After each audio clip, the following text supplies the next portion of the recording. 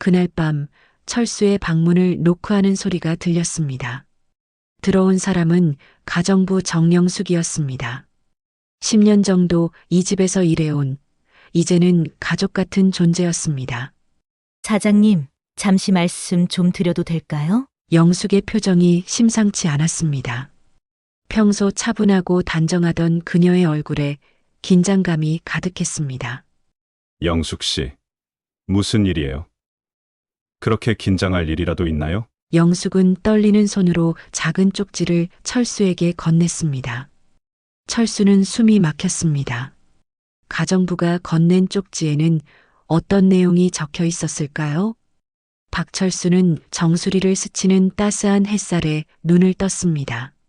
세무서에서 30년을 일하고 은퇴한 후에도 여전히 새벽 오시면 눈이 저절로 떠졌습니다. 예전에는 서류 더미와 숫자들이 그를 기다렸지만 이제는 고요한 아침과 여유로운 시간이 그를 반겼습니다. 오늘도 혈당 체크해야지. 당뇨 진단을 받은 지 3년째. 철수는 이제 혈당 측정이 일상이 되었습니다. 손가락 끝을 찌르는 통증에 익숙해졌지만 매번 결과를 볼 때마다 심장이 쿵 내려앉곤 했습니다. 다행히 오늘은 괜찮은 수치였습니다. 침실 문을 열자 부엌에서 은은한 불빛이 새어나왔습니다. 아직 해도 뜨지 않은 이른 시간인데 누군가 부엌에 있었습니다. 철수는 조용히 부엌으로 향했습니다. 수민아, 이 시간에 뭐하고 있어? 며느리 수민은 깜짝 놀라 뒤를 돌아봤습니다. 작은 약탕기에 무언가를 끓이고 있었습니다. 아버님, 벌써 일어나셨어요? 깜짝 놀랐네요. 수민의 얼굴에 환한 미소가 번졌습니다. 피곤해 보이는 눈가에도 따뜻함이 묻어났습니다. 이게 뭐야? 아버님, 당뇨에 좋다는 약재예요. 어제 한의원에 가서 특별히 구해왔어요. 밤새 우려야 효과가 좋다고 해서. 철수의 가슴이 뭉클해졌습니다. 자신의 건강을 위해 새벽부터 일어나 약을 다리는 며느리의 모습에 감동했습니다. 친딸도 이렇게까지는 하지 않을 텐데. 고마워, 수민아. 하지만 너무 무리하지 마. 넌 민우도 돌봐야 하잖아. 괜찮아요. 민우는 아직 푹 자고 있으니까요. 아버님 건강이 제일 중요하죠. 수민은 7년 전 준호와 소개팅으로 만나 결혼했습니다. 처음 만났을 때부터 수민의 차분함과 따뜻함이 철수의 마음을 사로잡았습니다. 준호가 첫 사업에 실패하고 의기소침해 있을 때 수민은 흔들림 없이 준호를 지지했습니다. 그녀의 응원 덕분에 준호는 다시 일어설 수 있었고 이제는 작지만 안정적인 벤처 회사를 운영하고 있었습니다. 아버님, 이 약은 점심 식사 후에 한 번, 저녁에 한 번 드셔야 해요. 제가 시간마다 챙겨드릴게요. 수민은 철수의 약봉지에 큰 글씨로 시간을 적어 붙였습니다. 철수의 기억력이 예전 같지 않다는 것을 알고 그렇게 하는 것이었습니다. 그런 세심함이 참 고마웠습니다. 아침 식사 후 준호는 출근 준비를 하고 있었습니다. 넥타이를 매는 모습이 어색해 보였습니다. 아버지, 오늘 중요한 미팅이 있어요. 투자자들을 만나거든요. 긴장하지 마. 넌 할 수 있어. 아버지 덕분이에요. 아버지가 도와주신 세무 계획이 투자자들 눈에 확 들어왔나 봐요. 철수는 미소를 지었습니다. 오랜 세무 공무원 생활에서 얻은 경험이 아들에게 도움이 된다는 사실이 기뻤습니다. 수많은 탈세와 금융 사기를 다루면서 다져진 그의 날카로운 직감은 아들의 사업 계획에도 큰 도움이 되었습니다. 수민 씨 덕분에 회사 일에 집중할 수 있어요. 아버지도 잘 모셔주고 민우도 잘 키우고 정말 복받은 거죠. 준호의 말에 철수는 고개를 끄덕였습니다. 정말 그들 가족은 복받은 것 같았습니다. 그날 오후 철수와 수민은 민우의 생일 선물을 사러 대형마트에 갔습니다. 민우는 유치원에 있었고 내일이 아이의 6번째 생일이었습니다. 아버님, 민우가 로봇 장난감을 갖고 싶어 했어요. 장난감 코너에 가볼까요? 식품 코너를 지나는데 갑자기 누군가 수민을 향해 걸어왔습니다. 김혜진 씨, 맞으시죠? 정말 오랜만입니다. 40대 초반쯤 되어 보이는 남자였습니다. 깔끔한 캐주얼 차림의 호감형 얼굴이었습니다. 하지만 그 순간 수민의 얼굴이 하얗게 변했습니다. 마치 유령이라도 본 것처럼요. 손에 들고 있던 장바구니를 떨어뜨릴 뻔했습니다. 저, 사람을 잘못 보신 것 같은데요. 수민의 목소리가 떨렸습니다. 한 번도 본 적 없는 모습이었습니다. 늘 당당하고 자신감 넘치던 수민이 말까지 더듬다니 손가락으로 옷깃을 만지작거리는 모습이 어쩐지 불안해 보였습니다. 아니, 분명히 혜진 씨 맞는데 저 이정훈이에요. 박상우 지인이죠. 요즘 상우 씨 잘 지내요? 그 말에 수민의 표정이 더 굳어졌습니다. 눈동자가 흔들리고 입술이 파르르 떨리는 게 보였습니다. 철수의 심장이 빠르게 뛰기 시작했습니다. 무언가 크게 잘못되고 있다는 느낌이 강하게 들었습니다. 수민은 갑자기 손목시계를 보더니 서둘러 말했습니다. 아버님, 민우 유치원 하원 시간이 다 되어 가네요. 빨리 가야 할 것 같아요. 철수는 혼란스러웠습니다. 하원 시간까지는 1시간도 더 남았는데 말이었습니다. 하지만 수민의 창백한 얼굴을 보니 뭔가 심각한 일이 있다는 것을 느꼈습니다. 수민은 철수의 팔을 잡아 끌다시피 하며 그 자리를 벗어났습니다. 뒤에서 남자가 뭐라고 더 말하려 했지만 수민은 듣지도 않고 빠르게 걸었습니다. 집으로 돌아오는 차 안에서 수민은 말이 없었습니다.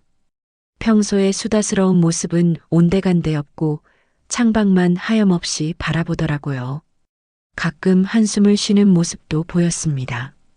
수민아, 무슨 일 있니? 아까 그 사람 누구야? 수민은 잠시 침묵했습니다. 그녀의 손이 미세하게 떨리고 있었습니다. 아니에요, 아버님. 그냥 사람을 잘못 본 거예요. 제가 좀 피곤해서 그래요. 그녀의 대답이 석연치 않았습니다. 철수는 30년간 세무 공무원으로 일하면서 사람들의 거짓말을 수없이 들어왔습니다. 세금을 속이는 사람들, 자금을 숨기는 사람들, 모두 비슷한 패턴으로 거짓말을 했습니다. 그리고 지금 수민의 말투와 표정에서 그 익숙한 패턴이 보였습니다. 집에 도착해서도 수민은 평소와 달랐습니다. 저녁을 준비하는 내내 생각에 잠겨 있었고 민우가 유치원에서 그린 그림을 보여줄 때도 잠시 멍한 표정을 짓다가 뒤늦게 반응했습니다. 엄마, 이거 봐. 유치원에서 그린 그림이야. 엄마, 안 들려? 아, 미안해, 우리 민우. 엄마가 좀 피곤해서. 우와, 정말 예쁘게 그렸네. 그날 밤 철수의 방문을 노크하는 소리가 들렸습니다. 들어온 사람은 가정부 정영숙이었습니다. 10년 정도 이 집에서 일해온, 이제는 가족 같은 존재였습니다. 사장님, 잠시 말씀 좀 드려도 될까요? 영숙의 표정이 심상치 않았습니다. 평소 차분하고 단정하던 그녀의 얼굴에 긴장감이 가득했습니다. 영숙 씨, 무슨 일이에요? 그렇게 긴장할 일이라도 있나요? 사장님, 이건 며느리를 의심해서가 아니라 이 가족을 지키고 싶어서예요. 영숙은 떨리는 손으로 작은 쪽지를 철수에게 건넸습니다. 그 순간 철수의 가슴 한 구석에 불안감이 스쳐 지나갔습니다. 대형마트에서 있었던 일이 자꾸 떠올랐습니다. 김혜진이라는 이름, 박상우라는 사람, 그리고 수민의 창백했던 얼굴. 쪽지에는 낯선 주소와 함께 짧은 문장이 적혀 있었습니다. 매월 10일 오후 4시 이곳에 가보시면 며느리의 진짜 모습을 알게 될 것입니다. 이게 무슨 말이에요, 영숙 씨? 사장님, 지난주 청소를 하다가 우연히 들었어요. 며느리분이 누군가와 통화하고 계셨는데 영숙의 말에 따르면 수민이 전화로 이렇게 말하는 것을 들었다고 했습니다. 태양아, 엄마가 10일에 늘 만나는 곳으로 갈게. 이번에 멋진 그림 도구도 사줄게. 아무도 모르게 조심해야 해. 철수는 숨이 막혔습니다. 엄마라는 단어가 귓가에 맴돌았습니다. 민우 외에 다른 아이를 엄마라고 부를 사람이 없을 텐데. 게다가 아무도 모르게라니 그건 우리 가족에게 비밀로 하고 있다는 뜻이 아닌가. 그래서 지난 10일에 제가 며느리분을 따라가 봤어요. 가정부가 며느리를 미행했다니 이건 영화에서나 있을 법한 일이었습니다. 그런데 정말 낯선 남자아이를 만나더라고요. 10살은 넘어 보이는 아이였어요. 영숙의 말을 들으며 철수는 혼란스러웠습니다. 수민에게 숨겨둔 아이가 있다는 말인가? 아니야, 그건 말도 안 돼. 하지만 영숙이 거짓말을 할 이유는 없었습니다. 그것뿐만이 아니에요, 사장님. 며느리분이 최근에 이상한 행동을 많이 하세요. 영숙은 수민이 철수의 서재에 몰래 들어와 금고를 살펴보는 것을 목격했다고 했습니다. 또 서재에서 준호명의 통장과 부동산 서류를 꺼내 사진을 찍는 모습도 봤다고 했습니다. 처음엔 말씀드릴까 망설였어요.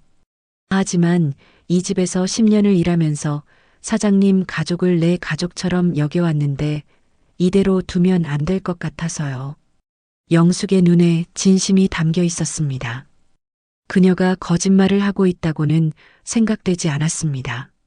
하지만 수민이 철수가 그토록 믿고 의지했던 며느리가 이중 생활을 하고 있다니 도저히 믿기지 않았습니다. 그날 밤 철수는 잠을 이루지 못했습니다.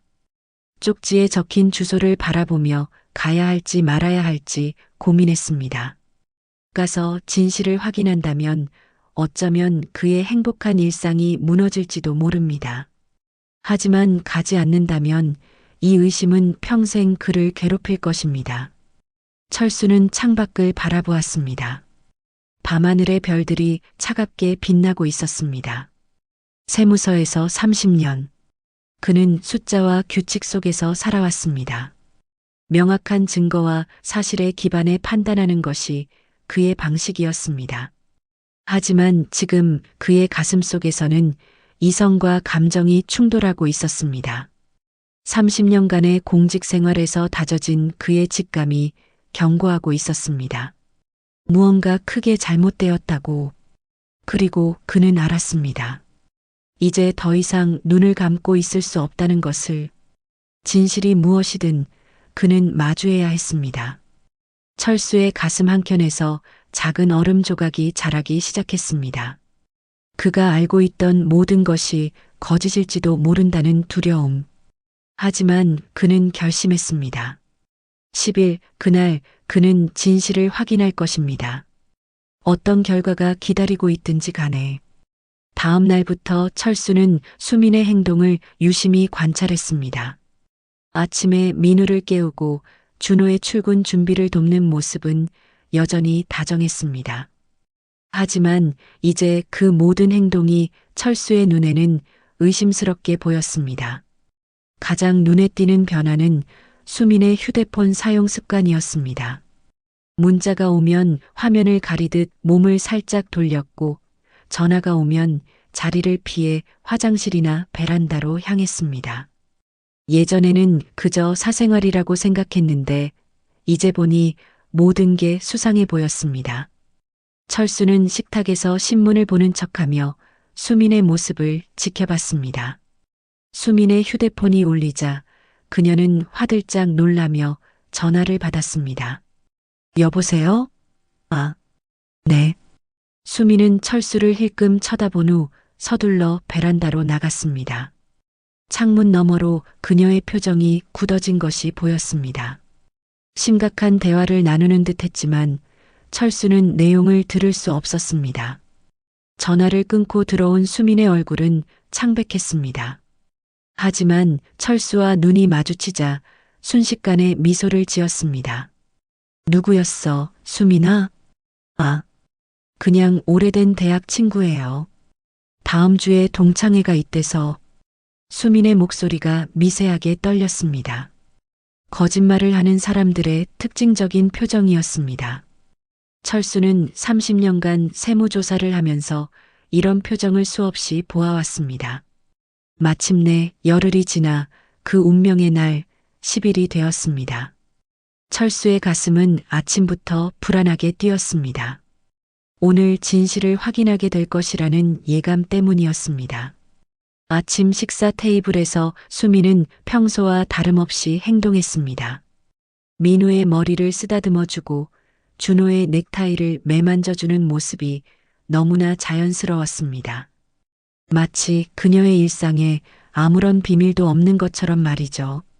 아버님, 오늘 대학 동창을 만나기로 했어요. 저녁은 제가 사올게요. 수미는 그렇게 말하며 평소보다 조금 더 신경 쓴 옷차림으로 집을 나섰습니다. 철수는 그녀가 현관문을 닫는 소리를 듣자마자 서둘러 준비를 시작했습니다. 오랜만에 정장을 차려입고 영숙이 건넨 쪽지에 적힌 주소를 다시 한번 확인했습니다.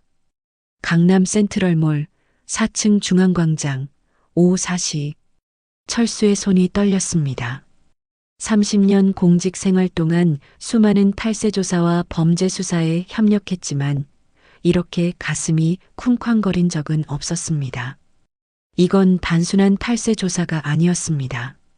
자신의 가족, 그것도 믿었던 며느리의 비밀을 파헤치는 일이었으니까요. 택시를 타고 강남으로 향하는 내내 철수의 머릿속은 복잡했습니다. 내가 지금 뭘 하고 있는 거지? 며느리를 미행한다니. 하지만 이미 돌아갈 수는 없었습니다. 진실이 무엇이든 마주해야 했습니다. 센트럴몰에 도착한 철수는 4층으로 올라갔습니다. 중앙광장에는 작은 카페가 있었고 철수는 구석자리에 앉아 모자를 눌렀었습니다. 시계를 보니 3시 50분. 곧 수민이 나타날 시간이었습니다. 손에 든 커피잔이 떨려 테이블에 내려놓았습니다. 심장은 마치 폭풍우 치는 바다처럼 거칠게 뛰었습니다.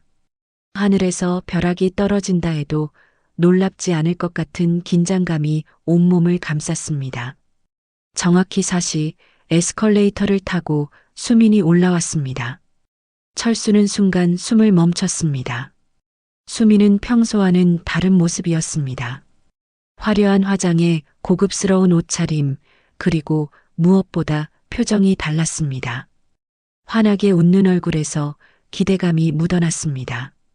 그리고 5분 후 한 남자아이가 뛰어들어와 수민에게 달려갔습니다. 엄마. 그 소리에 철수의 심장이 멎는 것 같았습니다. 11살 정도로 보이는 남자아이였습니다. 수민은 아이를 꼭 안아주며 볼에 키스했습니다. 그 모습이 너무나 자연스러워서 오랫동안 해온 일상처럼 보였습니다. 우리 태양이 많이 기다렸어? 배고프지? 수민의 다정한 목소리가 들려왔습니다. 태양이라는 이름.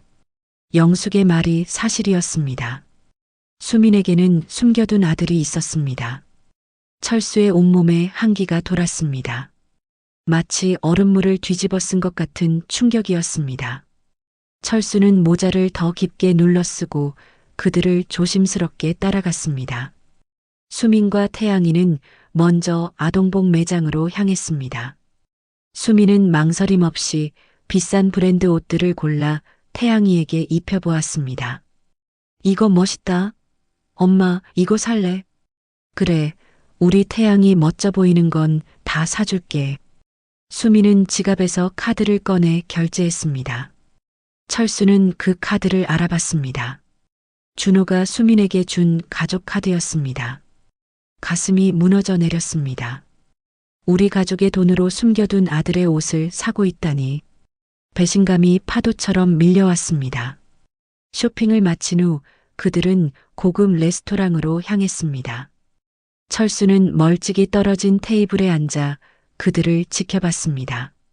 수미는 태양이에게 음식을 골라주고 머리를 쓰다듬어주며 정말 다정한 모습을 보였습니다.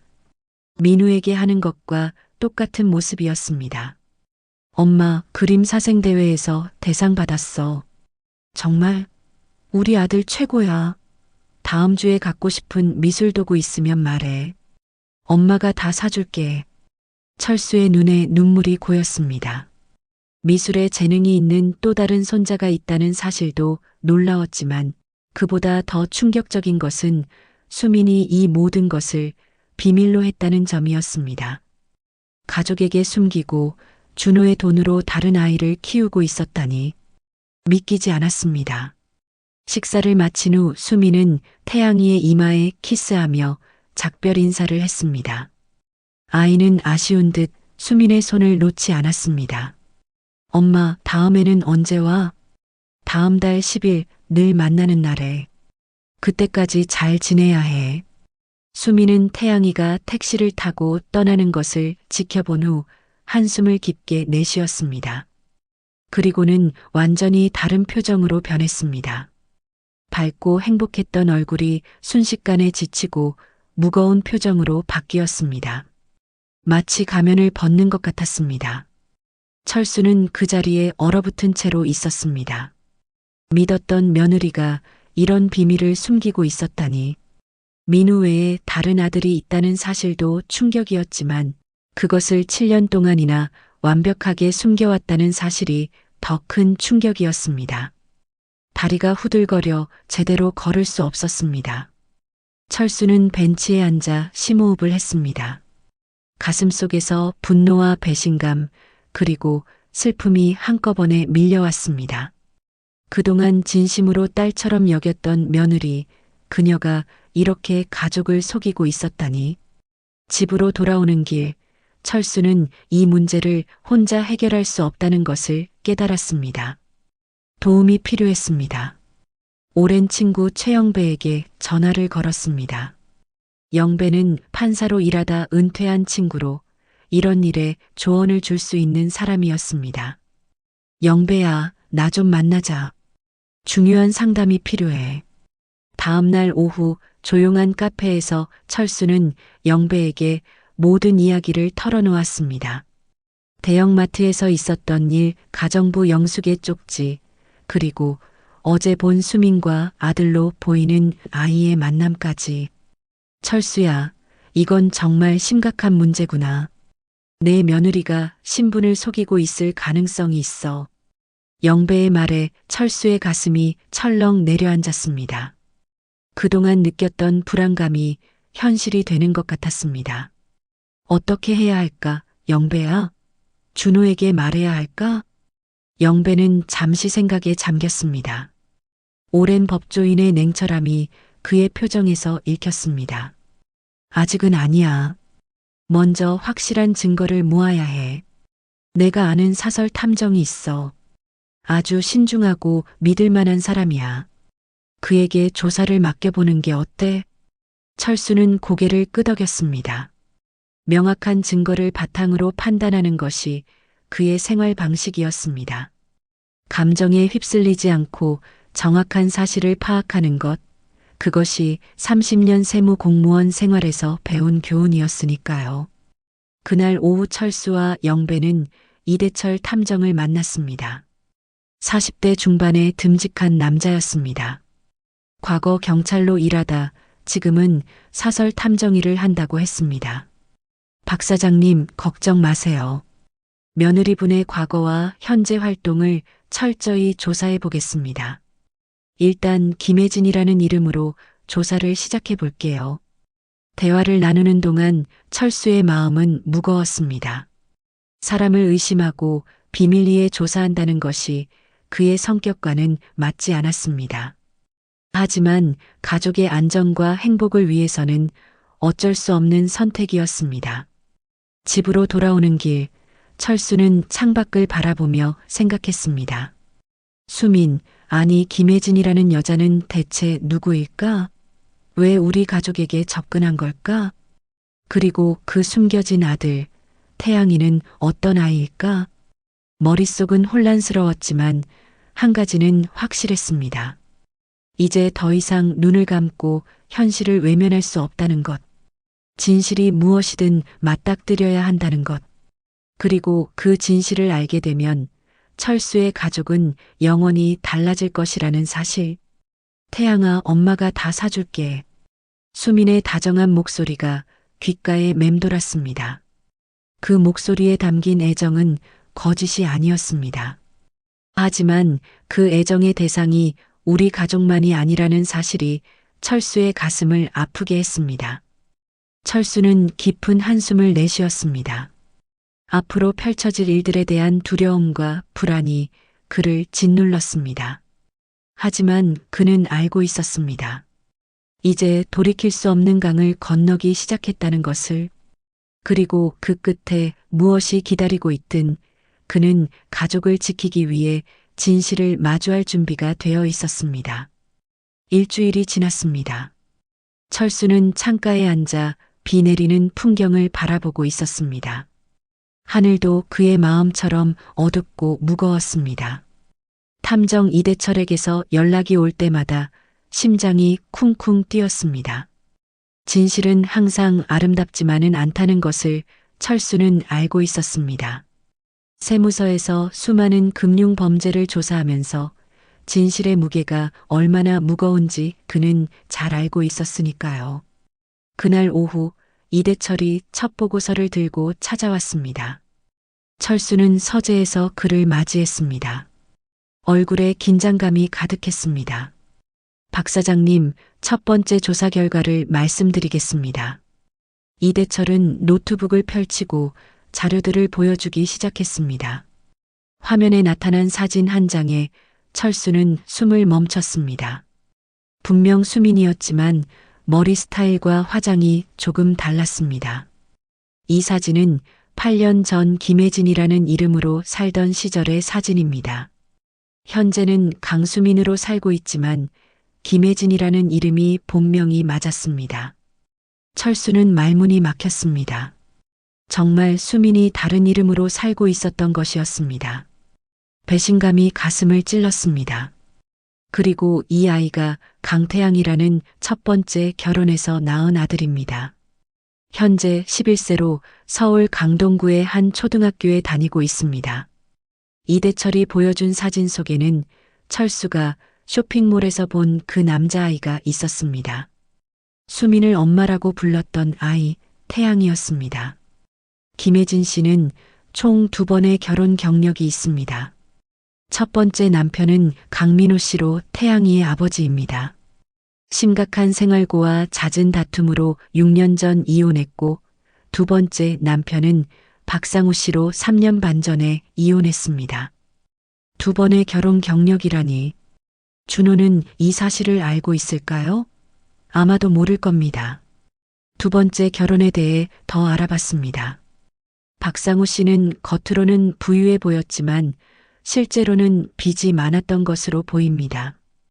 현재는 투자 사기 혐의로 검찰에 수배 중인 상태입니다. 그 말을 듣자 대형마트에서 있었던 일이 떠올랐습니다. 그 남자가 박상우의 지인이라고 했었지요. 그리고 가장 중요한 것은 이대철은 잠시 말을 멈추고 철수를 바라봤습니다. 그의 표정이 심각해졌습니다. 김혜진 씨가 최근 몇 달간 여러 은행 계좌를 개설했다는 점입니다. 그리고 사장님의 아들 명의 계좌에서 상당한 금액이 그 계좌들로 이체된 흔적이 있습니다. 그 말에 철수는 충격을 받았습니다. 수민이, 아니 김혜진이 우리 가족의 돈을 빼돌리고 있다니. 가슴속에서 무언가가 툭 하고 끊어지는 느낌이었습니다. 그리고 이것이 가장 중요한 증거입니다. 화면에는 철수의 집 서재 금고 앞에서 서 있는 수민의 모습이 찍힌 사진이 있었습니다. 날짜는 불과 며칠 전이었습니다. 이 사진은 언제 찍은 거죠? 가정부 정영숙 씨가 제공한 것입니다.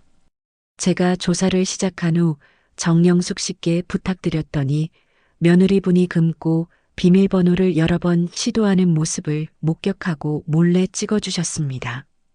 영숙이 정말 큰 도움이 되고 있었군요. 탐정의 지시에 따라 집안에서의 증거를 수집해주고 있었던 것이었습니다. 그리고 이건 최근 3개월간 아드님 계좌의 거래 내역입니다. 이대철이 보여준 내역에는 매월 큰 금액이 낯선 계좌로 이체된 기록이 있었습니다. 총 1억 원이 넘는 돈이었습니다. 이 계좌의 명의자는 오미영이라는 사람인데 조사 결과 김혜진 씨가 가명으로 개설한 계좌로 확인됐습니다. 돈은 모두 해외 계좌로 다시 이체되었고요. 철수는 숨이 막혔습니다. 이건 단순한 신분 위조가 아니라 계획적인 사기였습니다. 우리 가족의 돈을 빼돌리고 있었던 것이었습니다. 이대철이 보여준 다음 자료는 더욱 충격적이었습니다. 수민이 준호의 회사 기밀 문서를 사진 찍는 모습이었습니다. 그것도 준호의 사무실에서 말입니다. 이 사진은 어떻게 구하신 거죠? 아드님 회사의 CCTV 영상입니다. 합법적인 경로로 입수했습니다. 이대철은 잠시 망설이더니 마지막 자료를 보여주었습니다. 그리고 가장 충격적인 것은 김혜진 씨의 부모님은 10년 전에 모두 돌아가셨다는 사실입니다. 사장님께서 만나셨던 장인, 장모님은 사실 김혜진 씨가 고용한 배우였습니다. 그 말을 듣는 순간 철수는 온몸에 전율이 흘렀습니다. 결혼식 날이 떠올랐습니다. 사돈이라 부르며 인사를 나눴던 그 순간들. 그럼 다 고용된 배우들이었다는 말이었습니다. 이 계좌 내역을 보세요. 결혼 직전 이벤트 배우 섭외라는 항목으로 상당한 금액이 지출되었습니다. 철수는 말문이 막혔습니다. 사돈이라 부르며 공경했던 사람들이 모두 가짜였다니. 이건 단순한 신분 위조를 넘어선 끔찍한 배신이었습니다. 모든 증거를 본 후 철수는 한동안 말을 잇지 못했습니다. 그가 딸처럼 아끼던 며느리가 우리 가족을 이렇게 속이고 있었다니. 사장님, 이제 어떻게 하실 건가요? 이대철의 물음에 철수는 결심했습니다. 이제는 준호에게 모든 것을 말해야 했습니다. 아들에게 알려야겠어요. 이건 단순한 의심이 아니라 명백한 증거니까요. 그날 저녁 준호가 퇴근하고 돌아왔을 때 철수는 민우를 일찍 재우고 준호를 서재로 불렀습니다. 수미는 친구를 만난다며 외출한 상태였습니다. 준호야, 아버지가 보여줄 것이 있어.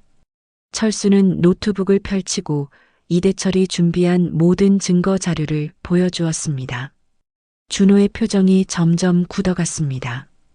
이게 정말 수민 씨가 맞아요? 그래, 내 아내는 강수민이 아니라 김혜진이란다.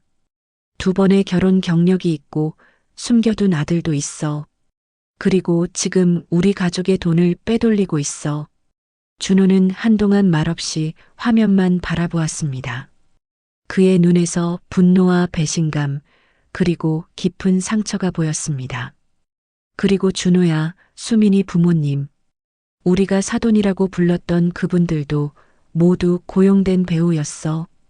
준호의 눈이 커졌습니다. 그의 얼굴이 순간적으로 창백해졌습니다. 무슨 말씀이세요? 그럴 리가. 수민이의 부모님은 10년 전에 돌아가셨대. 우리가 만났던 사람들은 모두 수민이가 고용한 배우였어.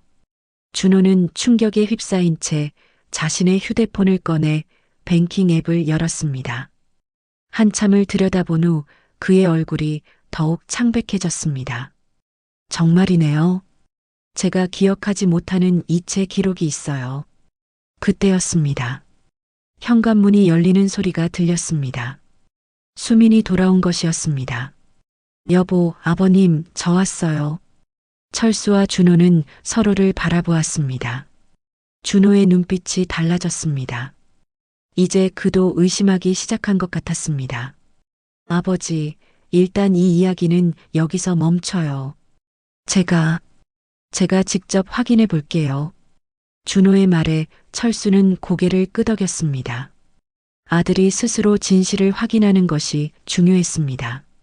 수민이 서재 문을 열었습니다. 평소와 다름없는 미소를 짓고 있었습니다. 두 분 뭐 하세요? 비밀 이야기라도? 아니, 회사 일 때문에 아버지께 조언을 구하고 있었어. 준호는 자연스럽게 대답했지만 그의 눈빛은 달라져 있었습니다. 이제 그도 아내를 다른 시선으로 보기 시작한 것이었습니다. 아버님, 오늘 친구 잘 만나고 왔어요. 수민의 그 말을 듣는 순간 철수는 가슴이 찢어지는 것 같았습니다.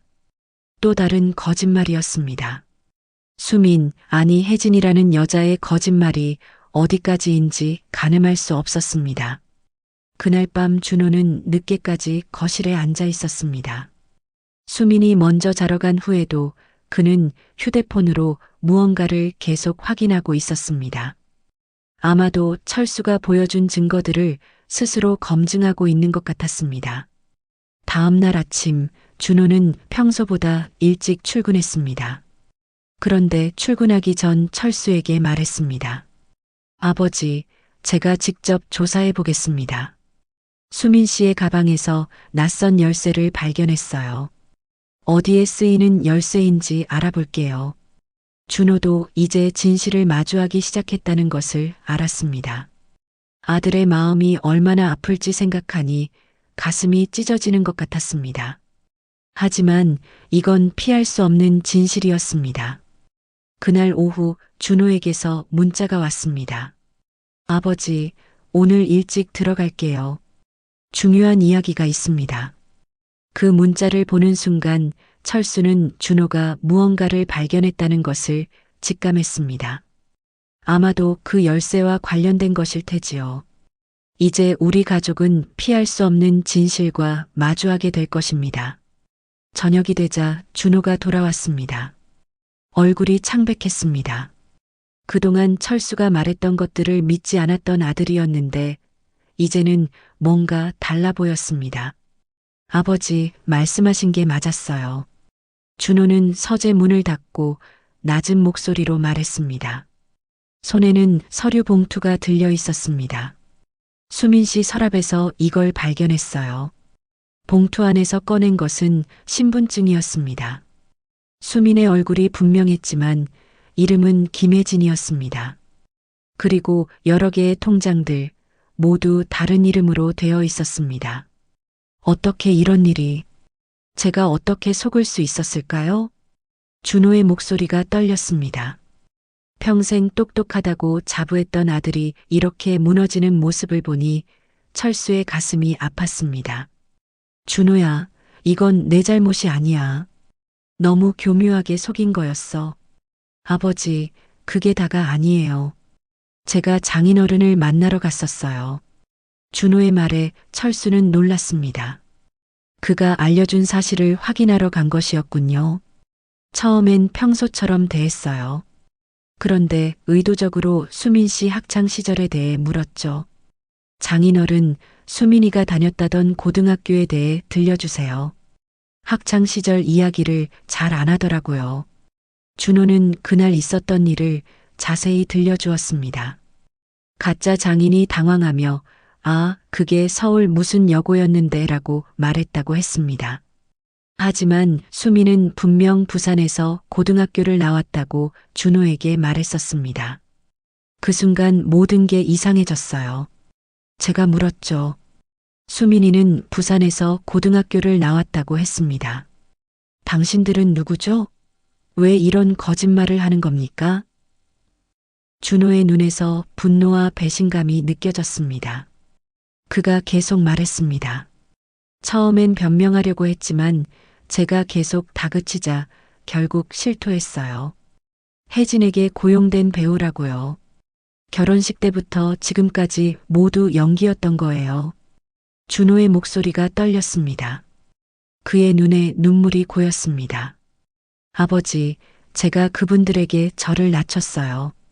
장인, 장모님이라 부르며 공경했어요. 그런데 그게 모두 가짜였다니. 아들의 마음이 얼마나 아플지 생각하니 철수의 가슴이 미어졌습니다. 사람의 마음을 이렇게 농락하다니 어떻게 이런 일을 할 수 있을까요? 준호와 철수는 며칠 후 수민을 준호의 회사 사무실로 불렀습니다. 그곳에서 최종 대면이 이루어졌습니다. 준호는 모든 증거를 수민 앞에 내밀었고 수민은 결국 진실을 인정할 수밖에 없었습니다. 맞아요. 처음엔 돈이 목적이었어요. 그 말을 듣는 순간 철수의 가슴이 찢어지는 것 같았습니다. 그가 딸처럼 아끼던 며느리의 입에서 나온 고백이라니. 태양이 아빠와 헤어진 후 박상우를 만났어요. 그는 큰 사업을 한다고 했지만 알고 보니 투자 사기꾼이었죠. 저도 모르게 그 일에 연루됐고 결국 도망자 신세가 됐어요. 태양이에게 더 나은 삶을 주고 싶었어요. 혜진의 눈에서 눈물이 흘러내렸습니다. 그 눈물이 진심인지 또 다른 연기인지 구분할 수 없었습니다.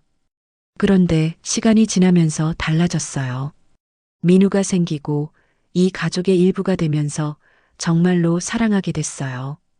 혜진이 철수의 눈을 바라보았습니다. 그 눈빛에 진심이 담겨 있는 것 같았습니다. 하지만 이제 무엇을 믿어야 할지 혼란스러웠습니다. 그래서 돈을 빼돌리고 내부자 거래를 한 거야? 그것도 사랑이라고 할 수 있나요? 준호의 날카로운 질문에 혜진은 고개를 숙였습니다. 잘못했어요. 하지만 태양이에게 더 나은 교육을 시켜주고 싶었어요. 그 아이는 미술 재능이 있어요. 좋은 미술학교에 보내주고 싶었어요. 혜진의 말을 들으며 철수는 혼란스러웠습니다.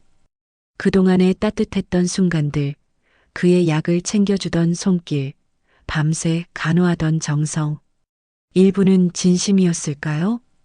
혜진이 구속된 날, 하늘에서는 비가 내렸습니다.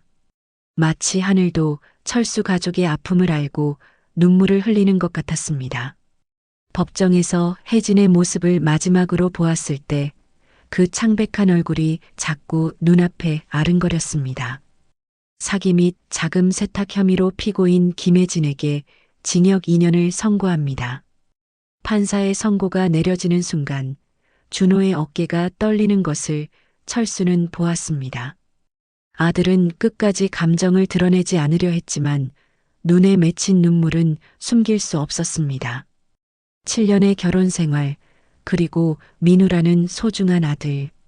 그 모든 것이 거짓 위에 세워진 성이었다는 사실을 받아들이기엔 너무 가혹했을 테지요. 집으로 돌아오는 차 안에서 준호는 한참 동안 말이 없었습니다. 창 밖으로 흐르는 빗방울만 바라보고 있었습니다. 준호야, 괜찮니? 아버지, 이혼 소송을 제기했습니다. 준호의 목소리는 담담했지만 그 안에 담긴 상처는 깊어 보였습니다. 그래, 그게 맞는 결정일 거야. 하지만 민우에게는 어떻게 설명해야 할지. 준호의 말이 끊겼습니다.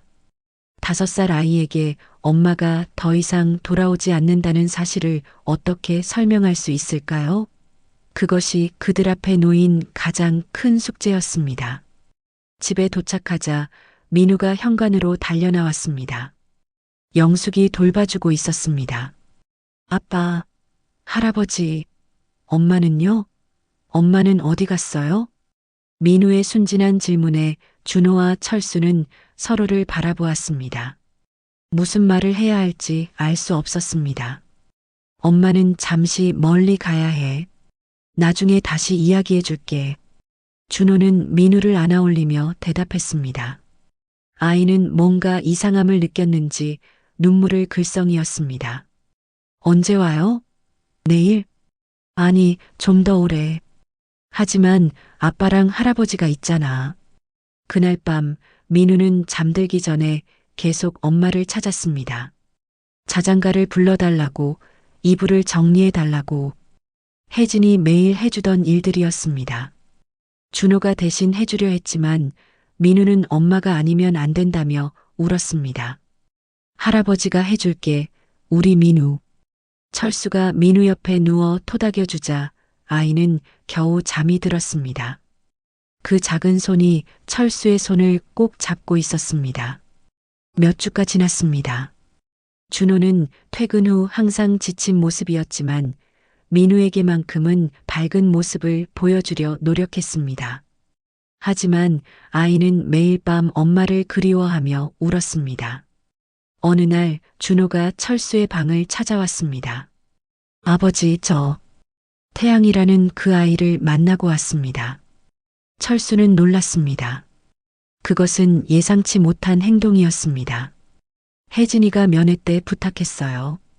염치 없지만 제발 한 번씩만 살펴봐 달라고. 태양이가 혼자 있다고. 준호의 눈에는 복잡한 감정이 어려 있었습니다. 분노와 연민, 그리고 무언가 다른 감정이 뒤섞여 있었습니다. 그 아이는 어떻더냐? 똑똑하고 예의 바른 아이더군요. 민우랑 닮은 구석이 있었어요. 준호는 잠시 말을 멈추고 창밖을 바라보았습니다. 태양이, 그 아이도 결국 이 모든 상황의 피해자였습니다. 엄마가 저지른 일 때문에 혼자 남겨진 아이. 아버지, 저는 태양이 그 아이를 정기적으로 만나보려고 합니다. 당장은 받아들이기 힘들지만 서서히, 아주 서서히 노력해 보려고요. 준호의 결정에 철수는 놀랐지만 한편으로는 고마웠습니다. 아들이 그만큼 성장했다는 증거였으니까요. 그리고 이혼 소송에 대해서도 다시 생각해 보고 있어요. 민우가 매일 엄마를 찾는 모습을 보니 준호의 목소리가 떨렸습니다. 그의 눈에는 복잡한 감정이 어려 있었습니다. 시간을 두고 천천히 생각해봐. 서둘러 결정할 필요는 없어. 시간은 흘러 6달이 지났습니다. 태양이는 종종 그들의 집에 놀러 왔습니다. 처음에는 어색했지만 시간이 지나면서 민우와 태양이는 가까워졌습니다. 태양이는 민우에게 책을 읽어주고 그림 그리는 법을 가르쳐 주었습니다. 두 아이가 함께 웃는 모습을 볼 때마다 철수의 마음은 따뜻해졌습니다. 그러던 어느 날 철수는 교도소를 찾아갔습니다. 준호에게는 말하지 않았습니다. 아직 아들의 상처가 아물지 않았기 때문입니다. 차가운 철문을 지나 면회실에 들어서자 혜진이 앉아 있었습니다. 수감복을 입은 그녀는 많이 야위어 있었습니다. 눈에는 깊은 그림자가 드리워져 있었고 얼굴은 창백했습니다. 아버님, 혜진의 목소리가 떨렸습니다. 그녀의 눈에 눈물이 고였습니다. 무슨 말을 어떻게 시작해야 할지 모르겠어요. 죄송합니다. 정말 죄송합니다. 혜진은 고개를 숙이며 흐느꼈습니다. 그 모습을 보니 갑자기 화가 나기보다는 안쓰러운 마음이 들었습니다. 민우는 잘 지내요? 많이 컸겠죠. 태양이는 괜찮나요? 혜진의 질문에 철수는 고개를 끄덕였습니다. 두 아이 모두 잘 지내. 준호가 태양이도 만나고 있어. 그 말을 듣자 혜진의 눈에서 눈물이 흘러내렸습니다. 진심으로 안도하는 표정이었습니다. 아버님, 제가 한 일은 용서받을 수 없어요. 하지만 민우와 태양이만큼은 부디 제발 부탁드립니다. 혜진의 간절한 부탁에 철수는 잠시 말을 잇지 못했습니다. 그녀가 진심으로 아이들을 걱정하는 모습을 보니 마음 한 구석이 아팠습니다. 정말 죄송해요, 아버님. 처음엔 돈이 목적이었지만 시간이 지나면서 진심으로 이 가족을 사랑하게 됐어요. 제 친아버지는 제가 어릴 때 돌아가셨거든요. 아버님이 저에게 보여주신 관심은 정말 행복했어요. 혜진의 고백에 철수는 복잡한 감정이 밀려왔습니다. 분노와 연민, 그리고 이해가 뒤섞여 있었습니다. 용서하지 않으셔도 좋아요. 하지만 민우만큼은 제발 한 번씩만 보게 해주세요. 지금도 민우가 너무 보고 싶어요. 혜진의 애원에 철수는 가슴이 아팠습니다. 어머니의 마음, 그것만큼은 이해할 수 있었으니까요. 내가 한 일은 용서할 수 없어. 철수의 말에 혜진은 고개를 더 깊이 숙였습니다. 하지만 철수는 말을 이었습니다. 하지만 내가 없는 집은 너무 정적해. 내 손맛이 담긴 음식도, 내 웃음소리도 그립구나.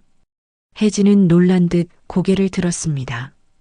그녀의 눈에는 믿기지 않는다는 표정이 어려 있었습니다. 민우는 내 손자고 태양이는 당장은 완전히 받아들이긴 어렵지만 서서히 노력해 볼게. 내가 자식을 지키기 위해 한 일이라는 걸 이해하니까. 2년 후 혜진은 출소했습니다. 그녀가 돌아온 날 민우는 엄마를 보자마자 울음을 터뜨렸습니다. 그 모습을 보며 준호의 눈에도 눈물이 고였습니다. 이혼 소송은 진행되지 않았습니다. 준호는 민우를 위해서라도 좀 더 생각해 보겠다며 소송을 미뤘습니다. 그리고 그들은 조심스럽게 새로운 관계를 시작했습니다. 혜진이 출소한 후 그들 가족은 드디어 태양이를 저녁 식사에 초대했습니다. 준호는 여전히 복잡한 감정을 안고 있었지만 민우를 위해 노력하고 있었습니다. 식탁에 둘러앉은 그들의 모습은 예전과는 달랐지만 그래도 가족이었습니다. 상처는 깊었지만 그 상처가 아물기 시작하고 있었습니다. 맛있게 드세요. 혜진이 수줍게 말했습니다. 그녀가 준비한 음식은 예전처럼 정성이 가득했습니다.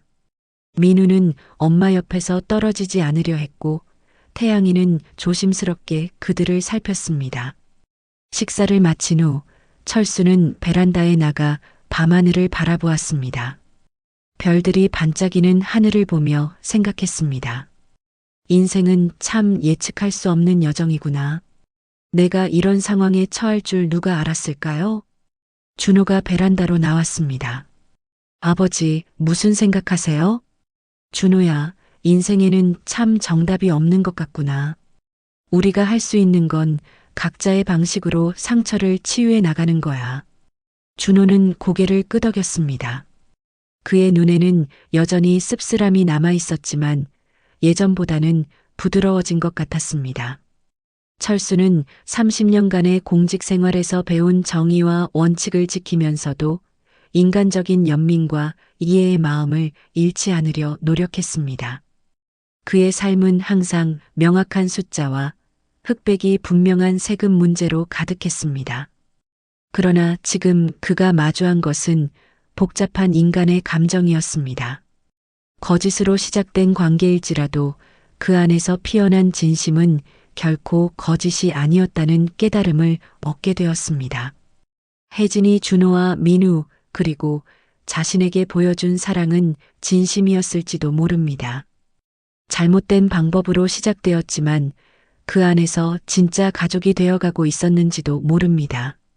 철수는 이제 알았습니다. 세상의 모든 것이 흑백으로 나뉘지 않는다는 것을, 진실과 거짓, 옳고 그름 사이에도 수많은 회색 지대가 있다는 것을, 그리고 용서는 상대방을 위한 것이 아니라 결국 자신의 마음을 위한 것이라는 사실을. 태양이와 민우가 함께 그림을 그리며 웃고 있는 모습을 보면서 철수는 생각했습니다. 인생은 참 신비롭고 예측할 수 없는 여정입니다. 때로는 가장 아픈 상처를 통해 더 큰 사랑과 이해를 배우게 되는 것 같습니다. 할아버지, 이거 봐요. 제가 그린 거예요. 민우가 그림을 들고 달려왔습니다. 그림 속에는 5명의 사람이 손을 잡고 있었습니다. 철수, 준호, 혜진, 민우, 그리고 태양이. 우리 가족이에요. 민우의 순수한 목소리에 철수의 눈시울이 뜨거워졌습니다. 아이들은 항상 우리보다 빨리 상처를 치유하고 더 쉽게 용서하며 더 순수하게 사랑합니다. 철수는 민우의 머리를 쓰다듬으며 생각했습니다. 우리는 모두 불완전한 존재입니다. 때로는 실수하고 때로는 잘못된 선택을 하기도 합니다. 하지만 그 모든 것을 통해 우리는 조금씩 성장해 갑니다. 밤하늘의 별들처럼 우리의 인연도 때로는 멀게, 때로는 가깝게 빛나며 이어질 것입니다. 그것이 인생이고 그것이 가족의 의미가 아닐까 생각합니다. 가정부가 건넨 쪽지 한 장으로 시작된 이 여정이 결국은 철수에게 진정한 의미의 용서와 이해가 무엇인지 깨닫게 해주었습니다. 거짓으로 시작된 관계였지만 그 안에서 피어난 진심은 결코 거짓이 아니었으니까요. 그날 밤 철수는 오랜만에 편안한 마음으로 잠에 들었습니다. 내일은 또 다른 시작일 것입니다. 완벽하지 않지만 조금씩 나아지는 그들 가족의 이야기가 계속될 것입니다.